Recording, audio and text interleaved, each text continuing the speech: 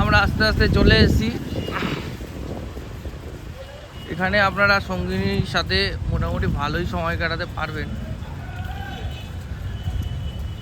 ঠিক মন্দিরের সামনেটায় ব্যবস্থাপনাটা বেশ ভালোই করেছে, একটা ছোট পার্ক সাইড করে রেখেছে। তো জগন্নাথ দর্শনের পরে আপনি সেখানে দেখতে পারবেন। একদম সামনেই চলে এসেছি আমরা। আপনারা দেখতে পাচ্ছেন অনেক দর্শক বন্ধুরা ছবি তুলে ক্যামেরা বন্দি করতে চলেছে ওনাদের সুন্দর মুহূর্তটা। তো আমরাও আস্তে আস্তে হেঁটে চলেছি। দেখতেই পাচ্ছেন কীভাবে ঠাকুর পরিদর্শনের জন্য এত একটা জ্যাম পড়ে গেছে। কলকাতার রাস্তায় এরকম জ্যাম আমরা দেখতেই পারি সচরাচর, কিন্তু এখানে যে এত গাড়ি আর টোটো আমরা দেখতে পাবো এটা কিন্তু ভাবা যায়নি। সবাই কিন্তু দেখুন কীভাবে নিয়মকানুন মেনেই দাঁড়িয়ে আছে।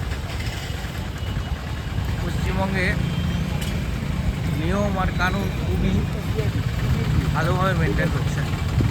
সামনে আমরা চলে এসেছি মুখ্য দরওয়াজার মধ্যে, জগন্নাথ ধাম।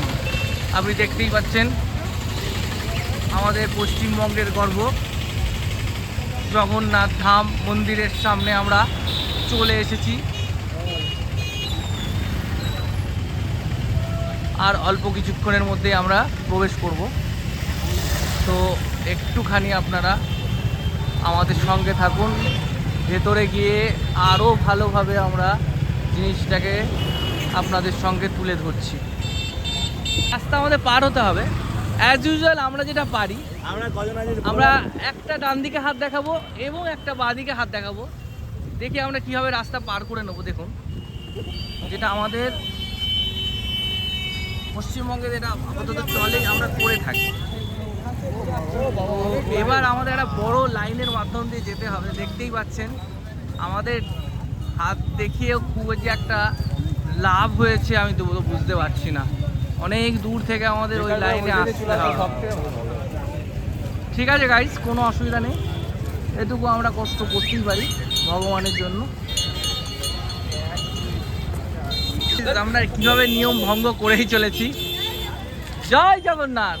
ও সরি সরি সরি গাইস, আমরা আবেগ প্রকাশ করে ফেলেছি। আসুন আসুন এখান থেকে আসুন। দেখুন কিভাবে লাইন টপকে বেরিয়ে যাচ্ছে আমরা। গাইস আমরা আমাদের চেনা জানা লোকজনের সাথে দেখা করে ফেলেছি।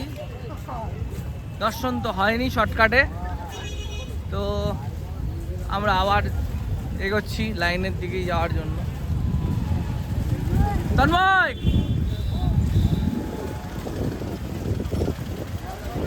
তন্ময়